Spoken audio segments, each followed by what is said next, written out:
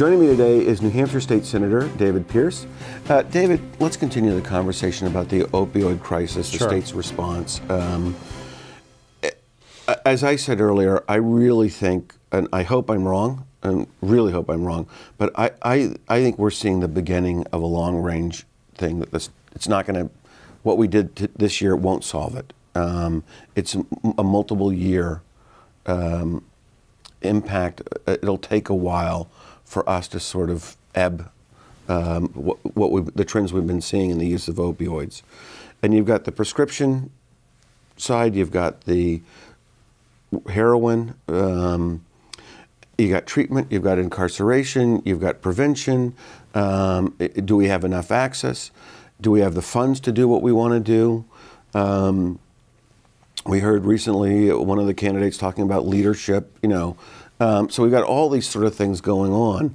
Talk to me about what the legislation that happened, and then maybe about where we as a state need to go from your vantage point. Sure.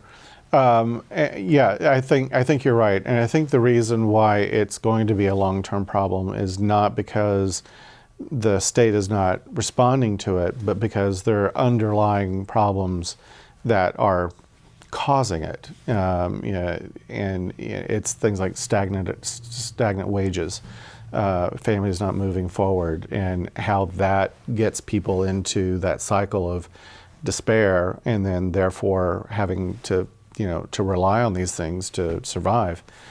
And I think we need to address those underlying issues. But now we have this problem facing us.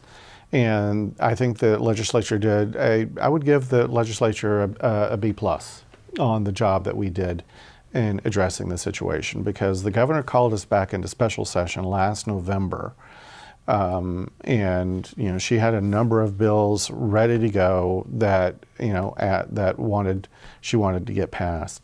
The legislature, though, didn't take her up on the offer and decided to create this task force that met for several weeks on end.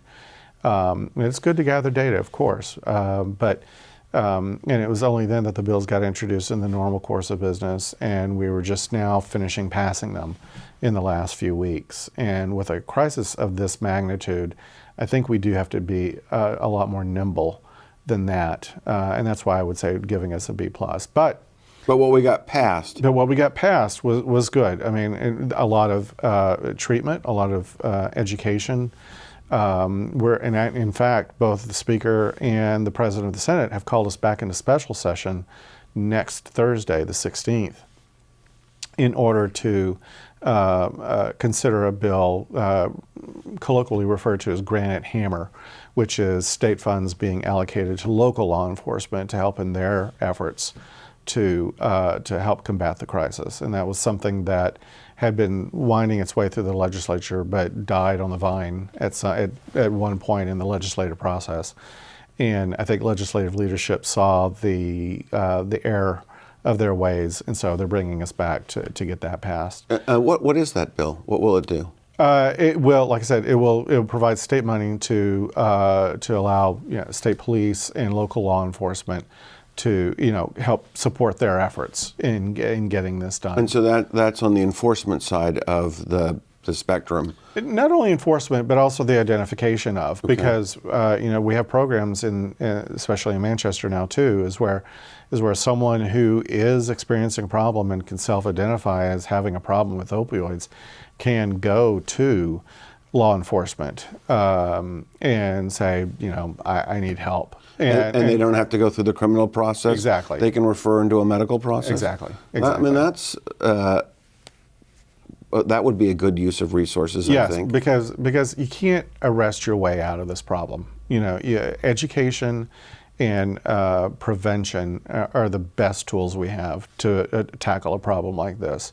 Now, law enforcement absolutely plays a role in this because of the ancillary effects of this, because when you have people who are addicted to these things and have to pay for them, they're going to find ways, and usually through crime, to do that.